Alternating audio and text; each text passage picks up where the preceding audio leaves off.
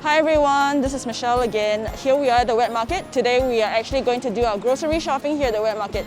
Many people actually think that the wet market is actually a very scary experience and it smells bad and they don't really know what to do because they're intimidated. I think let's just go in. I'll show you that it's actually not that scary after all. Let's go. So generally when I come to a wet market, or rather the first time at a wet market, what I tend to do or like to do is to give the wet market like a whole tour first. Walk around the whole entire place, see what there is, what stalls catches my eye. It's almost like you go to a food court, right? And you want to see what food there is and then what you feel like eating and then go for it from there. And that's what I'm going to do. So for today's basket, we're just going to get a few ingredients. Broccoli, shiitake mushrooms and chicken. So when you're looking at a broccoli, what you want to do is to get the very, very green ones, okay? Try not to have too much yellow in there, okay? And because, you know, it's a small family, it's just the two of us, so we're just gonna get a small one, okay? You don't have to get something that is too big. And the other thing that I love buying from the wet market is that if you see, they are all individual, so you don't actually have to buy a whole entire pack, right? You can actually buy the quantity that you feel that you need and you don't have to overbuy.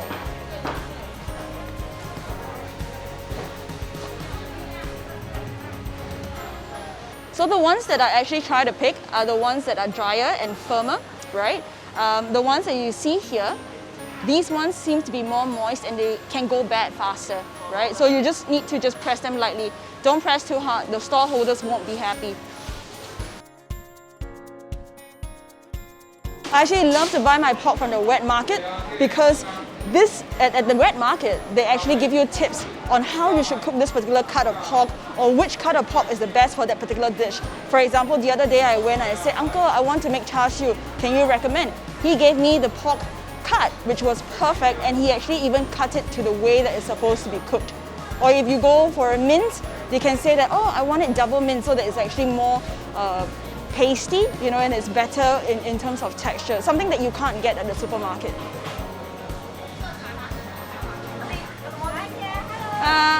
有没有那个鸡腿没有骨的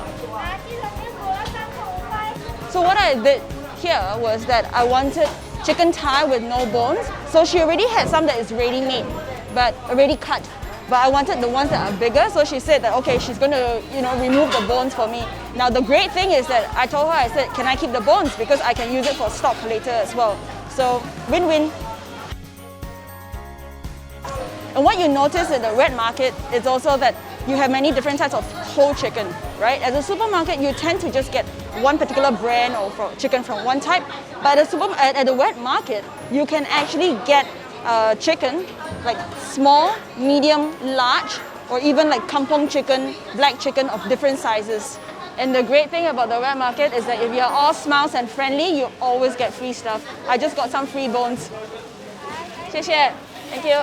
Bye. We got what we want from the wet market. Look, it wasn't that bad after all, right? Let's go back to my place and then we'll get cooking. I got this from the wet market.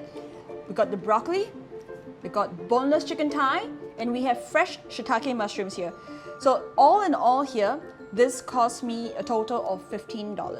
It can actually sufficiently feed 2 people for 3 meals. I would say 2.5 because one is a snack. All right.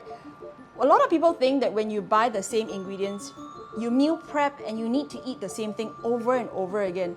But what I actually want to show you is that you don't have to. With the same 3 ingredients, you can actually make 3 different meals. So the first one I'm going to do would be an Asian zi char at home. The second one is a Western grill. And the third one is a midnight supper. So let's get in the kitchen. So this one, right, generally when you get it from the market, it's already deboned. But you will always notice that in the middle here, they always somehow leave a little bit of the bone. So we're going to take it out because this dish is actually going to be like a simplified version of a clay pot rice, but done in a rice cooker. So you don't want any bones inside. So just make sure that you remove all the nitty-bitty bits of bones inside. Use your finger to go through everything and make sure. Okay. So then after that, I'm going to actually cut it into smaller bite-sized pieces.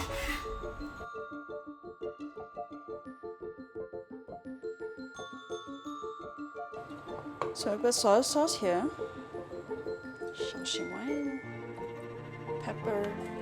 I'm actually putting a little bit more seasoning than I would normally if I'm just stir frying this, because it's going to go on top of the rice. So if you have extra seasoning, it can actually seep into the rice, and that's fine. All right. A little bit of sugar.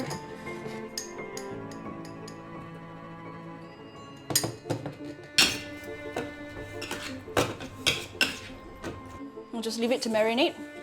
Minimum time to marinate would be about 30 minutes, right?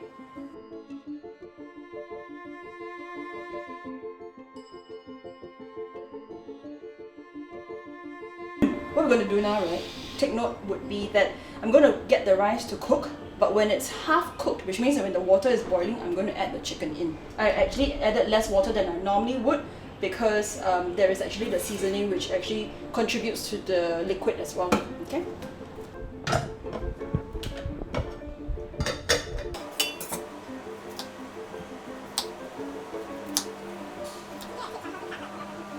A broccoli is like a big tree, right? So what you want to do is to cut the small trees from the big trees, right? And depending on how big each is, normally when you cut it off like this, right, it's still too big for you to cook it properly. So what I'll do is just to cut it straight right in the center, right, and then you get it. And if it's still too big, then just go quarters. Very simple. You can actually keep this and make stock or make a soup out of it, right? Blend it. For mushrooms, what you want to do is to always take off this stem. The stem is the part that you don't really want to eat it because it gets very tough.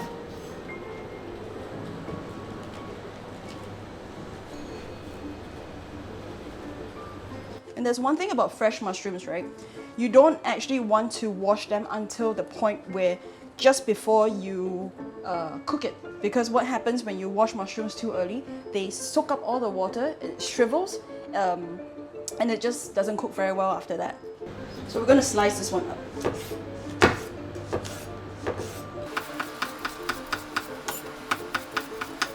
So what we're going to do here is cornstarch slurry.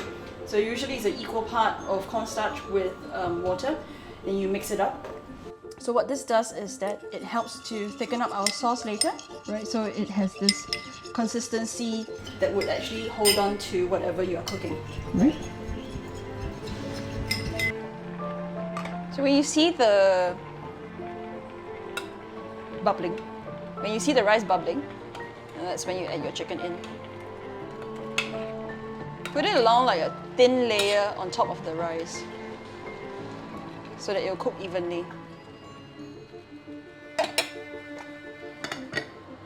You actually need to wait for the water to come to a rolling boil, because that's when the water is at the highest temperature, 100. Because once you put in your whatever food that you want to cook, right, it actually drops the temperature. So if it doesn't hit the maximum when you put in, it drops even lower. It takes a longer time for it to cook, and your food, whatever ingredient, is just absorbing water for nothing.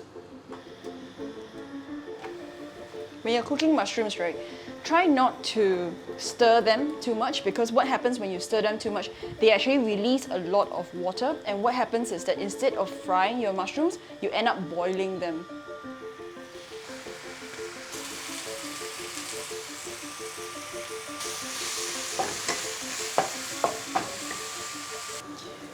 So usually I would say go by feel, but if let's say you're not sure, what you can do is to get a small knife, right, or a fork, and you just poke it at the stem.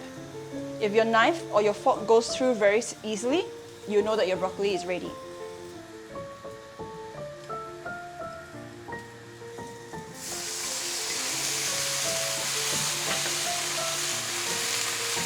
Just let the mushrooms simmer for a little bit. We want a little bit more sauce because if you notice, I actually did not season my broccoli. I did season the water, right? But I want more sauce so that we can drizzle over the broccoli as a sort of seasoning. Something very important about cooking, please taste your food.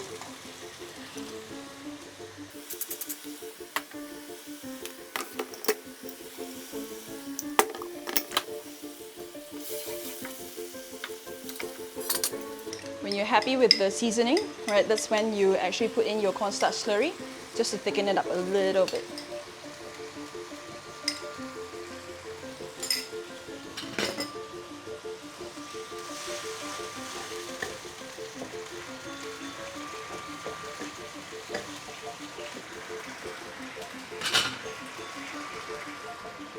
And done.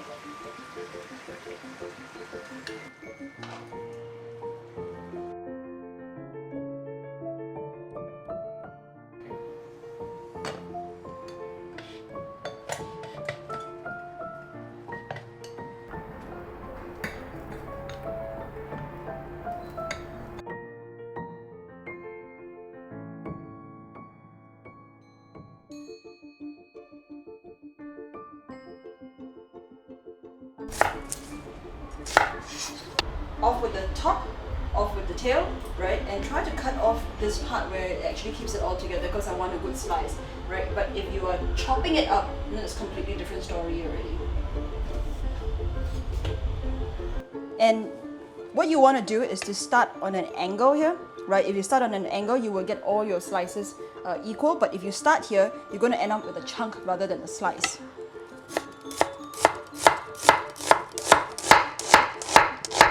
And if you realize that you get to this part and your finger doesn't actually have a lot of hole anymore, right? Flip it on the side and then start exactly the same way as you would. There you go.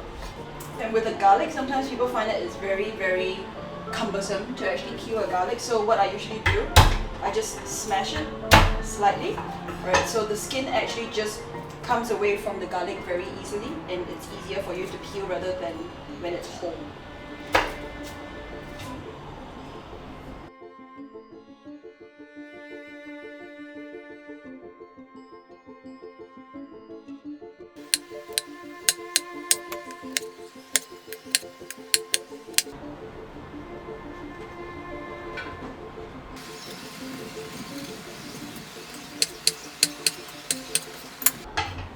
So we're doing Western today for this particular dish. So I'm actually going to leave this little bone here on the chicken thigh just because it actually looks a little bit better for presentation. Okay.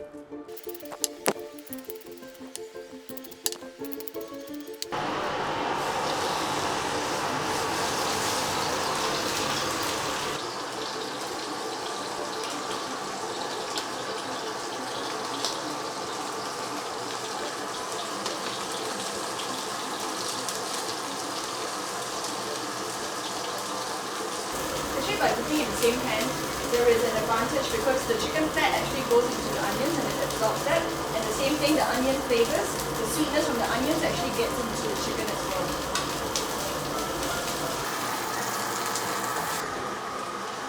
I flip it when I actually see that there is a nice golden brown color on the skin side. And when you actually know when a chicken is completely done is when you press into the chicken later and you see the juices come out and it's clear, there is no blood. That's when you know a chicken is done.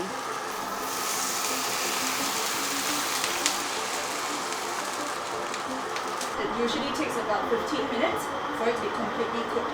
If it's bone on, it would take slightly longer.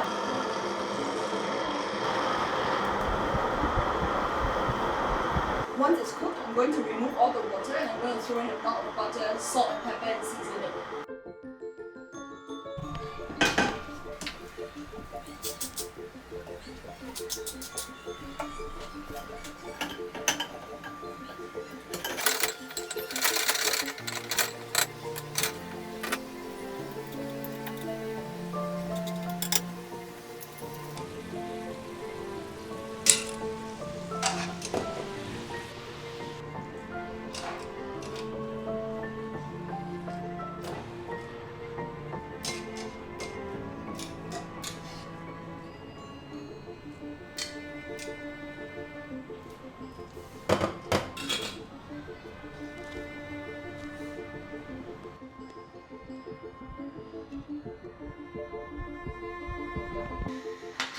So whenever we cook with butter, tend to like to put a little bit of oil because butter has got a very low burning point, so it burns very easily. Even before you actually manage to cook your food, it would be burned. So add a little bit of oil just to neutralize that, okay?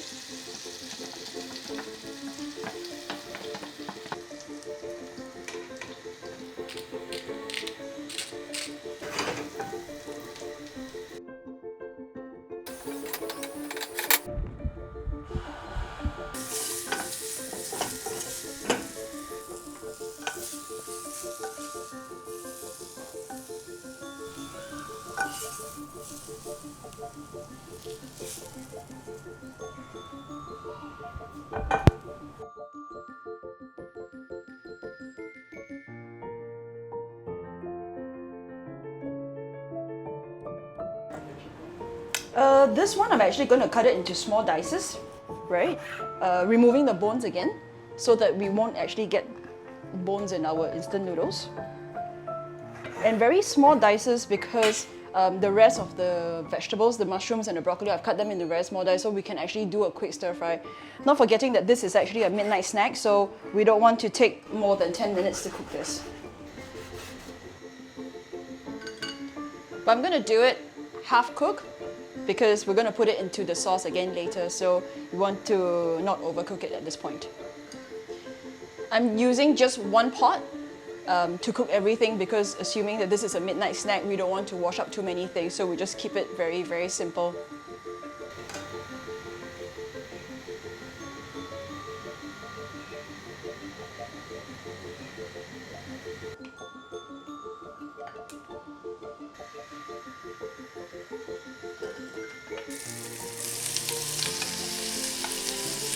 So what I added in just now was the Shaoxing wine, cooking wine, soy sauce, sesame oil and white pepper. Things that we have actually put together in our basic pantry. I'm just going to let it simmer for 5 minutes. The difference between this one and the previous one where we cook the whole chicken thigh for 15 minutes because this is in smaller pieces so they cook a lot faster, right? And we're going to put the mushrooms in at the end because they cook really, really quick. How you don't overcook mushrooms is watching the timing and also by using your tongs or your spatula or chopsticks even for that matter of fact to actually just squeeze it. Like instead of your fingers you actually squeeze it. So when you actually grab it, you can actually still feel the bounce from the mushroom. And overcooked mushroom, it's completely mushy, right? So it completely just breaks apart actually. Right now I'm actually removing all the ingredients because they are actually cooked already, they're done. But what I want to do is to leave the sauce inside to thicken up a little bit and I'll put noodles back into the sauce. We'll toss it around, let the noodles cook fully, but at the same time so it can absorb some of the taste and the flavors from the sauce as well. The amount of sauce you can actually adjust up to your liking. You can actually add more water if you want, if you like more sauce. But always remember, if the more water or the more liquid that you add, the more seasoning that you need to adjust with as well. If not, everything's going to turn out very bland.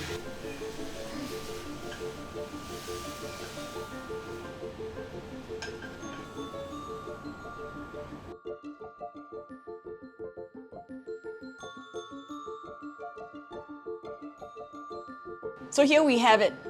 3 simple ingredients, 3 different cooking methods, and 3 very different styles. So all you need to do is just to tweak your ingredients a little bit, change the cooking method just slightly, and you can have 3 meals of very different tastes and different satisfaction level. What this helps us with is with budgeting and our meal planning. All you need to do to go to the market, you see what you like, bring it back, and plan out the different types of meals that you can actually create for yourself. It can be that simple and it can be really fun. I hope you carry on your cooking journey. If you need more ideas and inspiration, check out my Instagram at tinkerfun. Do share with me your creations as well. See you.